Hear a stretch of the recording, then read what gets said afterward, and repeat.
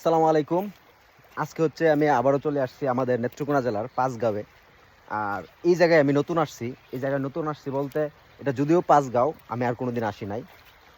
না আসার কারণ হচ্ছে আমি নিজেও জানতাম না যে এটা এতটুক ভিতরে ঢোকা যায়, বাট পাহাড়ে উঠা যায় কিনা সেটা আমি জানি না। আর এই যে পানি দেখতেছেন এটা কিন্তু ঝর্ণার পানি নেমে আসতেছে, একটা জিরি দিয়ে ঝর্ণার পানি নেমে আসতেছে। আর এই পাহাড়গুলো একদম একদম খাড়া, কিন্তু এটা আমাদের পাঁচগাঁও। তো আমি নিজেও জানি নাই যে পাঁচগাঁও এত সুন্দর পাহাড় আছে।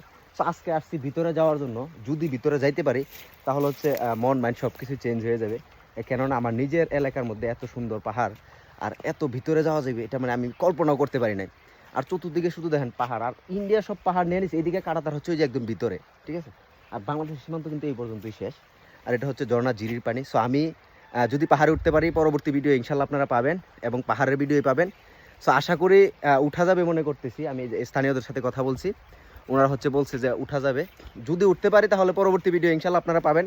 আর যদি না উঠতে পারি তাহলে হচ্ছে আর কোনো কিছু করার নেই, সেই ভিডিও আর দিতে পারবো না। সো আল্লাহ হাফেজ, পরবর্তী ভিডিও অবশ্যই পাবেন ইনশাল্লাহ।